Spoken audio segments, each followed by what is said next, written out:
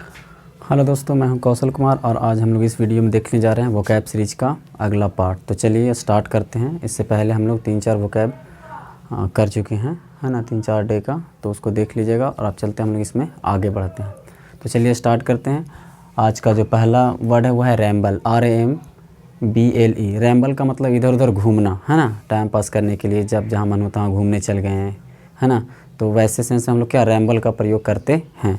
जैसे घर वाले भी कहते हैं कि stop rambling and do some work, है ना। तो यहाँ पर रैम्बल का मतलब क्या होता है, इधर उधर घूमना।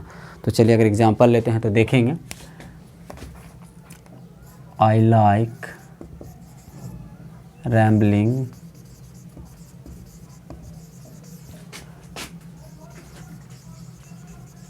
अराउंड द कंट्री, है ना। यहाँ क्या देख रहे हैं हम लोग, कह रहे हैं कि I like rambling around the country, मतलब मैं देश में भ्रमण करना, मुझे घूमना इधर उधर देश में क्या लगता है, अच्छा लगता है। या फिर एक और एग्जांपल ले सकते हैं, स्टॉप रैम्बलिंग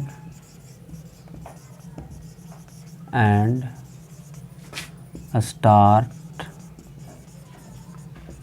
डूइंग समथिंग। इसका मतलब क्या हुआ कि इधर उधर घूमना बंद करो और कुछ करना शुरू करो, है ना। घर वाले बोलते भी हैं कि सिर्फ इधर उधर घूमते रहता है, टाइम पास करते रहता है, घूमना इधर उधर बंद करो, क्या करो, काम करना शुरू करो, है ना। तो यहाँ पर देख रहे हैं रैम्बल, रैम्बल का मतलब होता है इधर उधर घूमना टाइम पास करने के लिए।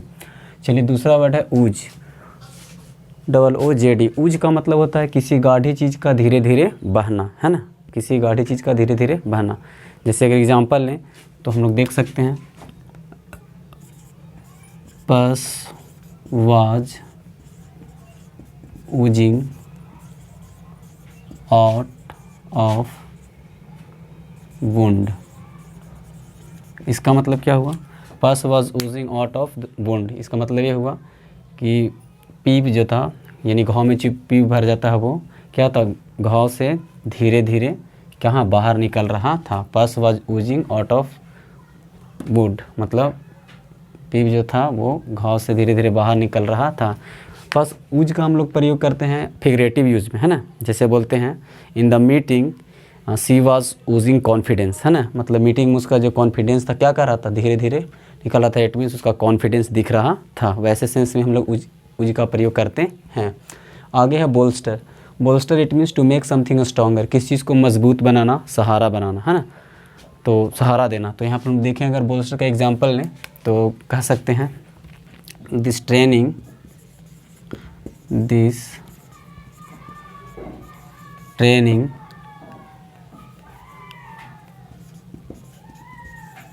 will bolster your confidence।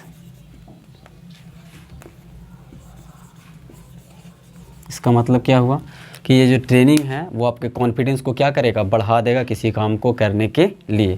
तो this training will bolster your confidence, है ना। तो इस प्रकार हम देखते हैं किसी चीज़ को मजबूत बनाना, है ना, टू मेक समथिंग स्ट्रॉन्गर, मजबूत बनाना, किसी चीज़ को सहारा देना, दैट इज कॉल्ड बोल्स्टर, है ना। और भी एग्जांपल लेते हैं तो इसमें सब क्लियर हो जाएगा कि बोल्स्टर का मतलब क्या होता है। तो चलिए आगे कह रहा है गस, GUSH। गस का मतलब होता है तेज़ी से बहना, किसी चीज़ का तेज़ी से बहना, निकलना, बाहर आना, that is called gush, GUSH। जैसे अगर एग्जांपल लें तो बोल सकते हैं blood was gushing out of the cut, है ना। इसका मतलब क्या हुआ कि जहाँ पर कट गया था उसका शरीर, वहाँ से क्या हो रहा था, ब्लड जो था बहुत ही तेज़ी गति से बाहर निकल रहा था, बह रहा था। Blood was gushing out of the cut. अगर एग्जांपल ले, जैसे बोल सकते हैं water was gushing out of the pipe. इसका मतलब क्या हुआ कि पानी पाइप से तेज़ी मात्रा में तेज़ी से बाहर निकल रहा था, है ना। तो देख रहे हैं गस का मतलब तेज़ी से बहना या तेज़ी से बाहर निकलना। चलिए अगला वर्ड देखते हैं। अगला जो वर्ड है ऑस्ट्रासाइज। क्या है, ऑस्ट्रासाइज। ऑस्ट्रासाइज इट मीन्स अलग थलग करना या समाज से निकाल देना। जैसे देखते होंगे कि जाति के आधार पर या और किसी चीज़ के आधार पर लोगों को क्या करते हैं, घर से मतलब समाज से बाहर निकाल देते हैं या गांव से बाहर निकाल देते हैं, है ना, या फिर कोई वैसे ग्रुप में शामिल नहीं होने देते, तो that is called ostracise. Example जैसे अभी भी देखा जाता है गांव देहात में, ऐसा एग्जाम्पल देखने को मिलता है। तो चलिए एग्जाम्पल लेते हैं। कह रहा है इसमें कि because of my caste I have always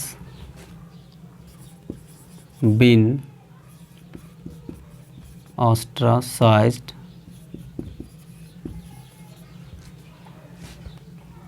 since my school days, है ना। इसका मतलब क्या हुआ, बिकॉज ऑफ माई कास्ट मतलब मेरे जाति के कारण, है ना। I have been always ostracise मतलब मुझे हमेशा अलग थलग किया गया है। कब से, since my school days, school के समय से ही। तो यहाँ पर देख रहे हैं कि ऑस्ट्रासाइज का मतलब अलग थलग करना या फिर समाज से निकाल देना, है ना। तो इस प्रकार हम लोग देख रहे हैं कि ऑस्ट्रासाइज भी अलग थलग करना या समाज से अलग निकाल देना या बाहर निकाल देना, that is called ostracise.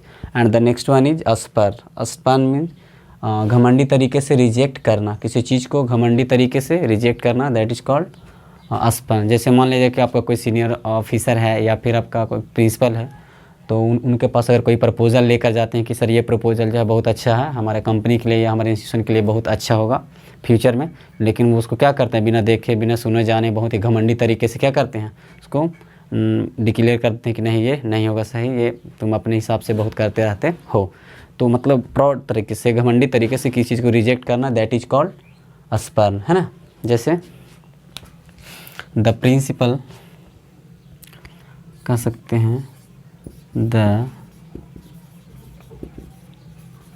Principal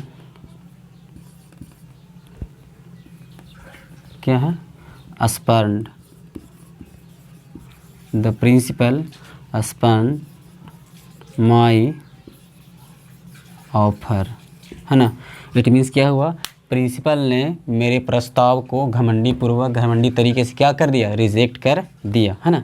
कह सकते हैं, ये कह सकते हैं the CEO of this company spurned my proposal, है ना। मतलब इस कंपनी के CEO ने मेरे प्रस्ताव को क्या कर दिया, घमंडी तरीके से रिजेक्ट कर दिया। In that sense we use spurn, है ना। And the next one is stun, STUN, stun मतलब अचंभित करना, क्या करना, अचंभित करना। कह सकते हैं मतलब कोई काम जिससे उम्मीद नहीं किया गया कि वो कोई काम इतना अच्छा कर सकता है, जब वो इतना अच्छा काम किया तो उसके परफॉर्मेंस को देख करके लोग क्या हो गए, अचंभित रह गए। In that sense we use astound, है ना। जैसे कह सकते हैं we were astound, we were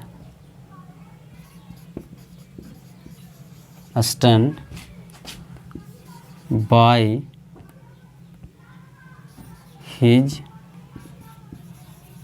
performance, है ना।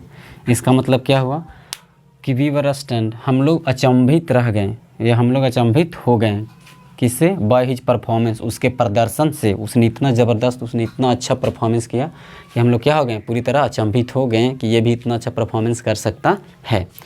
सो हम लोग देख रहे हैं कि एक से बढ़कर एक यहाँ पर जो जितने भी वर्ड हैं वो लगभग एग्जाम में पूछे गए हैं, ज़्यादातर सिनोनिम एंटोनिम के रूप में या फिर वन वर्ड सब्स्टिट्यूशन के रूप में धड़ल्ले से ये सब वर्ड पूछे जाते हैं।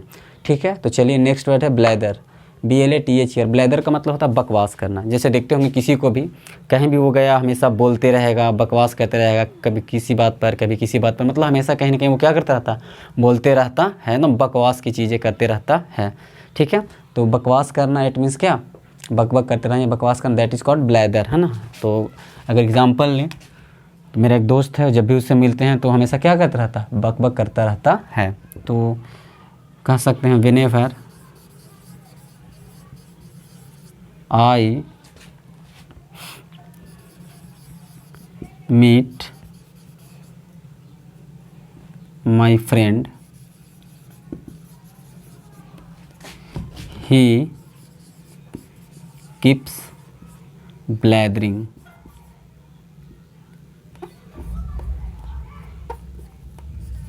BLATHERING, है ना।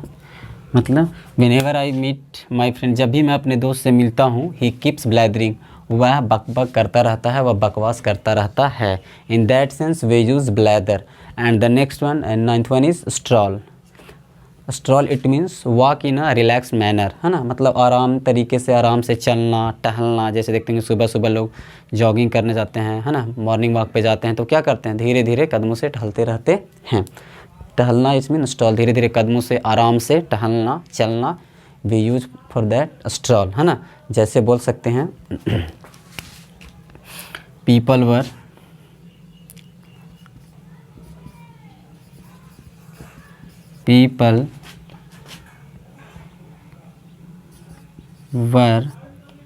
strolling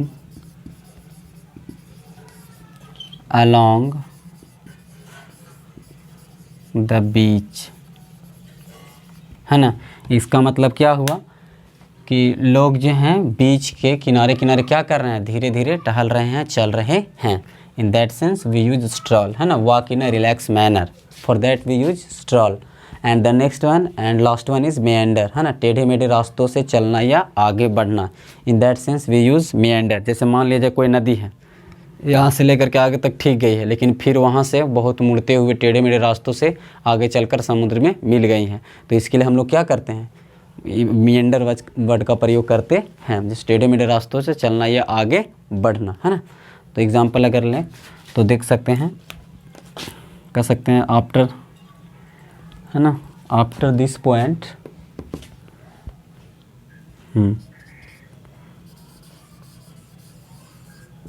after this point the river meanders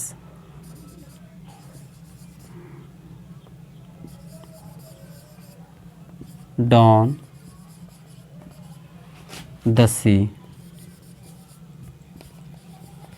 है ना।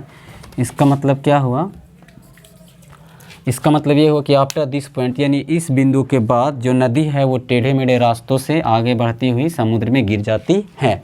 सो in that sense we use, चलिए इसको और ऊपर लिख देते हैं, down meanders down the sea, है ना। तो देखते हैं क्या कह रहा है, आफ्टर दिस पॉइंट यानी इस बिंदु के बाद, इस पॉइंट के बाद यह जो नदी है क्या होता है, meanders डाउन द सी, मतलब समुद्र के किनारे, मतलब समुद्र में चली जाती है। In that sense we use meander, है ना। तो चलिए हम लोग अब आगे बढ़ते हैं, meander डाउन टू द सी, यहाँ पर प्रीपोजिशन लगा देंगे टू, है ना। तो देखिए आज हम लोग 10 वर्ड, आई होप आपको अच्छा लगा होगा। अगर वीडियो अच्छा लगे तो लाइक करें, सब्सक्राइब करें, शेयर करें, कमेंट जरूर करें। कमेंट में बताएं कि वीडियो कैसा लगा, आप अगला वीडियो कैसा चाहते हैं।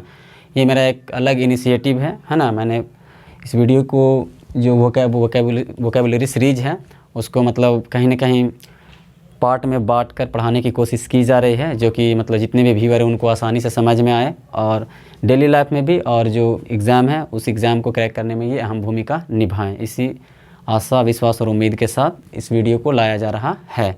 तो आज के लिए बस इतना ही। Thank you, that's all, thank you.